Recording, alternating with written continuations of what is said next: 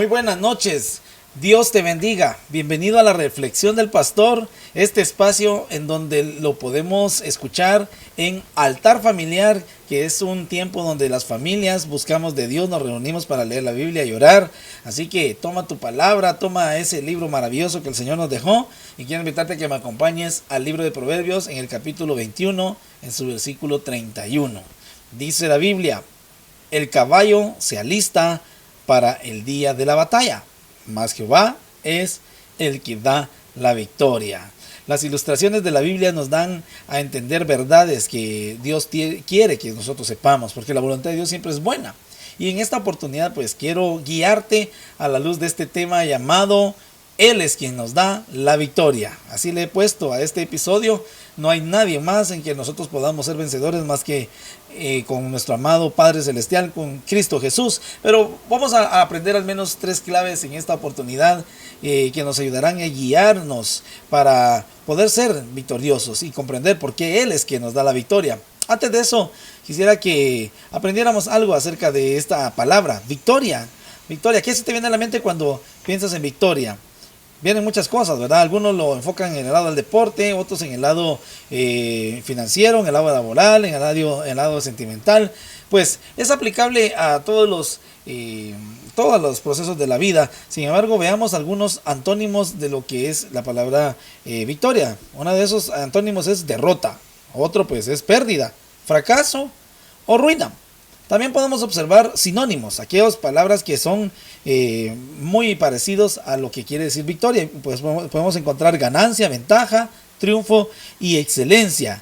Esto es bien importante que lo sepamos, pero a mí me resulta interesante ver cómo el diccionario lo presenta cuando buscamos, ¿verdad?, por allí qué significa la palabra victoria, y resulta que el diccionario nos dice la sujeción que se consigue de los vicios o las pasiones. Lo puedes buscar tú, ¿verdad?, en tu diccionario favorito y darte cuenta a lo que hace referencia, pero a mí me llamó la atención esta definición: la sujeción que se consigue a los vicios o a las pasiones.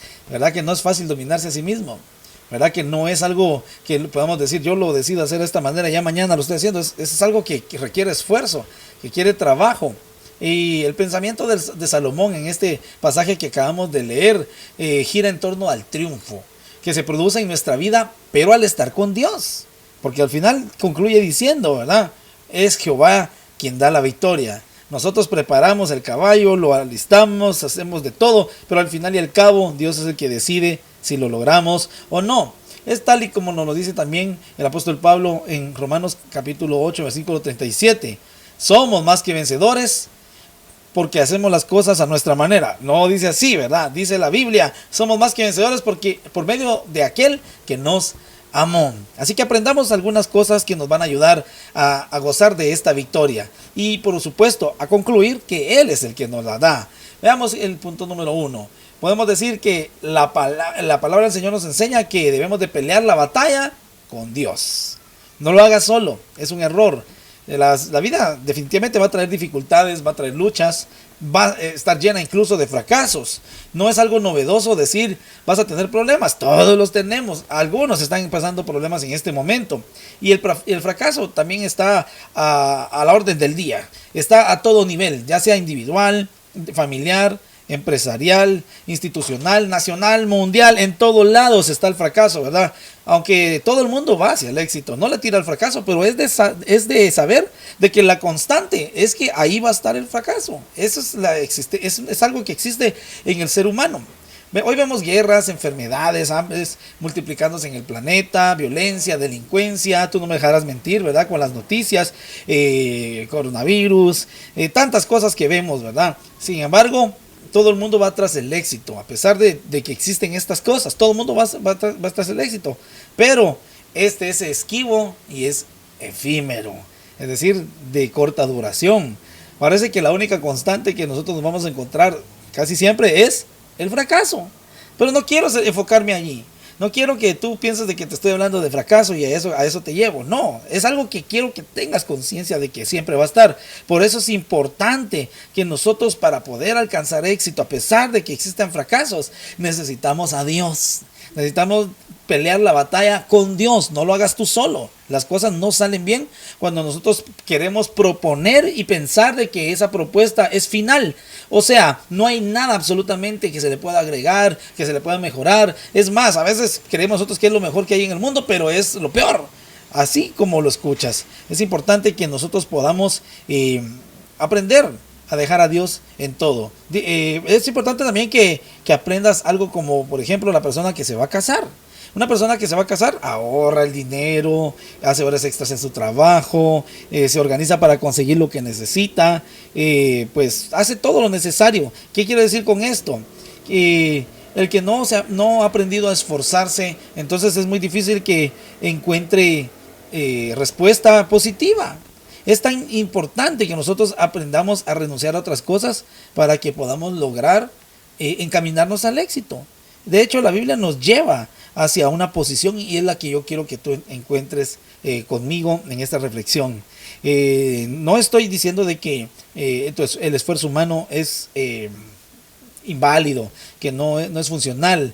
Tampoco estoy diciendo de que porque tú te esfuerzas entonces ya lo es todo. No, sencillamente no podemos sacar de la ecuación a Dios, porque Él es el que al final y al cabo nos da la victoria. Nosotros tenemos inteligencia, Dios nos ha dotado de tantas virtudes a nuestro alrededor, pero de todos modos de Él viene. Y cuando hablamos al inicio, ¿verdad? De que hay guerras, hay batallas, hay luchas, enfermedades, pues ahí están, pero no vamos a poder salir adelante si no es que va Dios con nosotros. De hecho, es bien importante que aprendamos la actitud que tomó Juan, el Bautista, cuando dijo, es necesario que Él crezca, pero que yo mengüe. Importantes palabras escritas en Juan 3:30, ¿verdad? Así dijo él. Si él crece y yo mengo, entonces las cosas me irán bien. ¿Por qué? Porque aunque haya fracaso, aunque haya situaciones difíciles, de todos modos, tu mirada no está tanto en el éxito, sino en el que provee el éxito, el que te ayuda incluso en el fracaso, en las luchas. Vamos a ver el segundo aspecto que quiero enseñarte en esta reflexión acerca de lo que estamos hablando, de que Él es quien nos da la victoria. Y es cuando el fracaso se vuelve victoria. Parece como que fuera una paradoja, ¿verdad? Fracaso, victoria. De hecho, puedes leer el libro de un líder y un conferencista llamado John Maxwell, ¿verdad? El lado positivo del fracaso. Porque creo que son personas que han tenido experiencia y se han dado cuenta de que todo tiene una bendición, pero, escucha esto, pero cuando nosotros aprendemos a darle un enfoque espiritual en el sentido de dejarlo todo a Dios. No estoy diciendo un enfoque religioso, ¿verdad? Con métodos meramente humanos. Estoy diciendo, si Dios está ahí, entonces va a transformar el fracaso en una victoria. Te quiero contar una proverbial historia china, ¿verdad? Un proverbio chino, una enseñanza china, te lo voy a decir así, ¿verdad? Y es pues de un anciano labrador. Este anciano labrador tenía un caballo viejo para cultivar sus campos.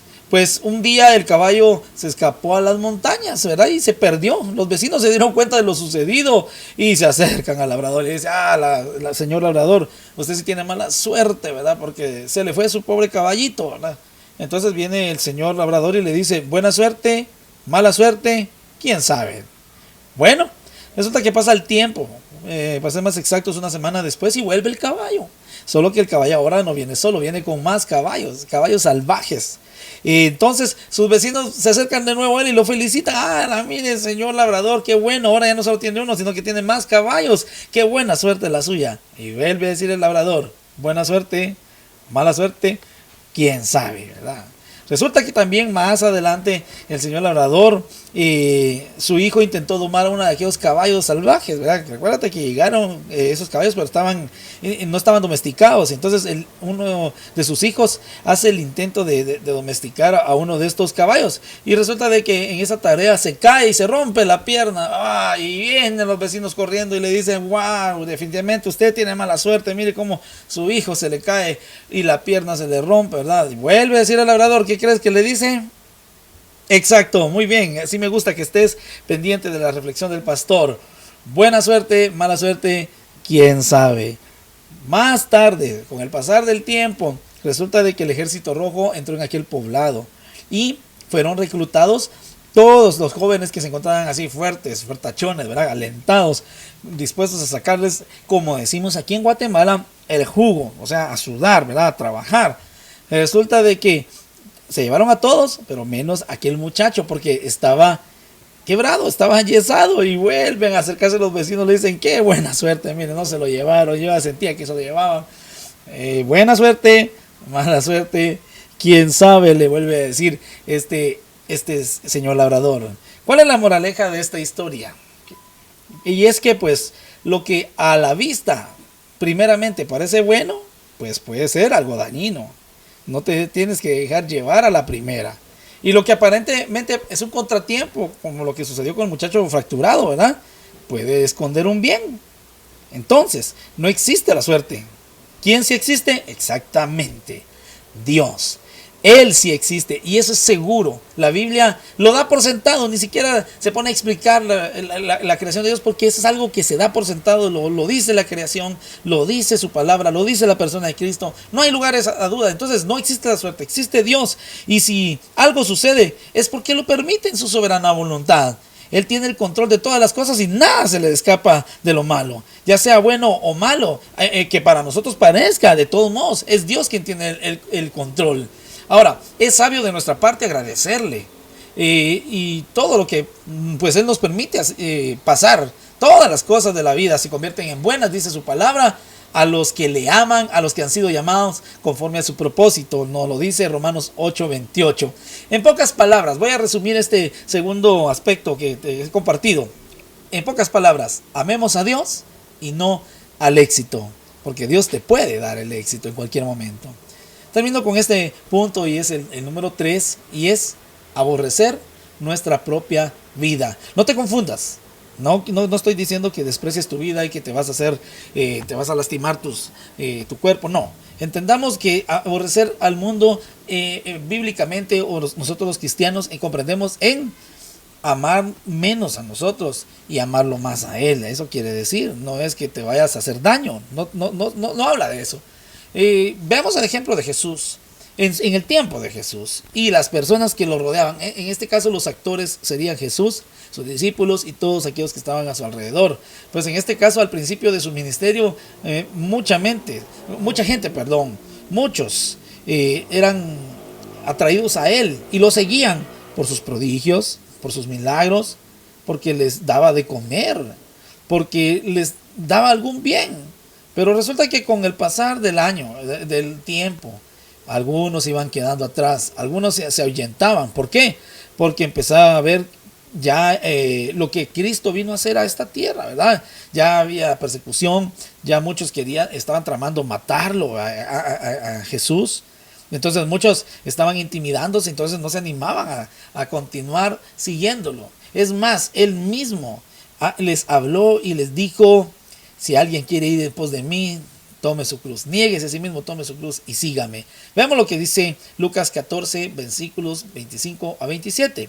La Biblia dice: grandes multitudes iban con él, y volviéndose les dijo: si alguno viene a mí y no aborrece a su padre, y madre, y mujer, e hijos, y hermanos, y hermanas, y aún también su propia vida, no puede ser mi discípulo. Y el que no lleva su cruz y viene en pos de mí, no puede ser mi discípulo. ¿Verdad que es difícil entregar las cosas personales, los afectos personales, ¿verdad? Pero gracias al Señor, porque Él nos habla en su palabra de una manera contundente. Él nos lo dice claro: si quieres ser mi discípulo de verdad, está ese anhelo en tu corazón, tienes que aborrecer lo tuyo, lo que está a tu alrededor. La misma palabra nos enseña: buscad primeramente el reino de Dios. Primero Dios y todo lo demás, ya Él se encargará, ¿verdad? Y su justicia, dice la palabra del Señor. Y vuelvo a mencionar esto para que te quede claro: aborrecer no significa odiar, ni repudiar, ni hacer de menos, sino es amar menos. ¿Amar menos qué? A este mundo. ¿Amar menos qué? A los que nos rodean, incluso nuestra propia vida, para amarlo a Él con todo nuestro corazón. El concepto que Salomón nos enseña con el pasaje que abrimos esta reflexión en Proverbios 21:31, pues llega el problema a nuestra vida. Eso tienlo por seguro. Y casi siempre lo primero que pensamos no es poner a Dios en primer lugar, sino es, como decía el proverbista, ¿verdad? Tengo que alistar el caballo, tengo que montarlo, tengo que agregarle esto, tengo que poner lo otro, y aquí, allá. Y entonces eso habla acerca de una individualidad, y ahí está el peligro. No debes creer que tú puedes solo, necesitas a Dios en todas las circunstancias, por muy pequeñas que sean. Por una simple gripecita que estés pasando, tienes que ponerlo a Él en primer lugar antes que al médico. Si actuamos olvidando lo importante, entonces no va a haber una victoria. La victoria viene por medio de Dios, por medio de Cristo Jesús, porque Él es el que tiene el poder para ayudarnos, incluso para aborrecer nuestra propia vida, para que nosotros podamos encaminarnos a renunciar a todo aquello que nos hace ser autoconfiados, autosuficientes. Y pues al renunciar a eso empieza la dependencia de Dios, y ahí es donde podemos decir que está garantizada la victoria. Corremos el riesgo entonces también de estar atados al pasado. El pasado no te trae nada bueno si no dejamos que Dios entre en nuestro corazón. Las secuelas de la niñez pueden afectarte, o de la juventud, ¿verdad? Eso puede generar en ti falta de determinación, incluso alimentar la irresponsabilidad. Pero cuando tú decides dejar a Dios en medio de todo, al frente de todo y alrededor de todo, ten la seguridad de que aunque hayas tenido un pasado difícil o un pasado que no te esté dejando caminar, Dios te va a dar la victoria. ¿Quieres vivir en victoria? Aprende a depender de Él. Tenemos el ejemplo de José en Egipto.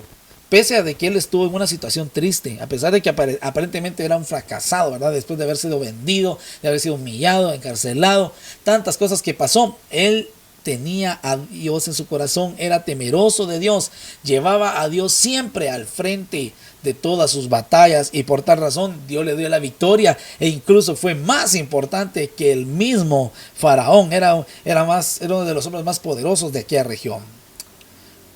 Quiero que sepas que los planes de Dios para ti son buenos, son agradables y perfectos, dice su palabra. Son de bendición y no de maldición. El fracaso no es plan del Señor para tu vida. Sin embargo, muchos hemos llegado a ese punto porque nos hemos separado de Dios, porque lo hemos dejado solamente como un amuleto, como un adorno, como una simple religión, cuando Él lo que quiere es tomar el control de nuestra vida plena, íntegra. Ninguna parte de nosotros puede estar alejada del todo. Él quiere todo o nada. Así es nuestro Dios. Él la promete en su palabra. La Biblia contiene más de 8,000 promesas del Antiguo y Nuevo Testamento. Y esas promesas están en favor de aquellos que aprenden a amarlo y a depender de Él, a dejarse guiar por Él. Recuerda lo importante de esta reflexión para este viernes. Número 1, pelea la batalla con Dios. 2, cuando el fracaso se vuelve en victoria. Ahí está Dios también. Y por supuesto, aborrecer nuestra propia vida, porque Dios es el que habita en nuestro corazón. De modo de que en cada uno de los aspectos que hoy aprendiste, Dios, ese es el punto. Él es el quien nos da la victoria. Quiero concluir leyendo este pasaje bíblico para nuestra edificación, y está en Primera Carta a Corintios, capítulo 15, versículos 57 y 58. Mas gracias sean dadas a Dios, que nos da la victoria por medio de nuestro Señor Jesucristo. Así que, hermanos míos amados, estad firmes y constantes, creciendo en la obra del Señor siempre, sabiendo que vuestro trabajo en el Señor no es en vano. Quiero orar por tu vida. Sé que el Señor te ha hablado en esta hora, y deja que el Señor toque tu corazón, te ministre, y dile: sí, Señor, tú eres el que me da la victoria, a ti te entrego todo hoy. Padre, muchas gracias por esta reflexión, por esta oportunidad que nos has permitido de poder escucharte a ti y a la luz de tu palabra. Ruego, mi amado Dios, que impactes los corazones de cada uno de los escuchas, para que puedan ser bendecidos, Señor, bajo la guianza de tu Espíritu Santo y de lo que nos ha dicho a través de esta palabra. Tú eres el que nos da la victoria, porque tú eres el Todopoderoso. En el nombre de Jesús, dale fuerza a aquel, Señor, que ha bajado los brazos, pero que ahora se ha enterado de que tú, Señor, puedes hacer la obra por él. En el nombre de tu Hijo amado, gracias por esta reflexión en donde hemos estado las familias, Señor, reunidas para escucharte a ti. En el nombre de Jesús. Amén. Amén. Que el Señor te bendiga poderosamente. Te envío siempre un abrazo fraternal a ti y a toda tu familia. Si Dios nos presta la vida, nos veremos en el siguiente episodio de Altar Familiar, en la reflexión del pastor, por supuesto, ¿verdad? El siguiente viernes. Así que el Señor quede contigo. Dios te bendiga.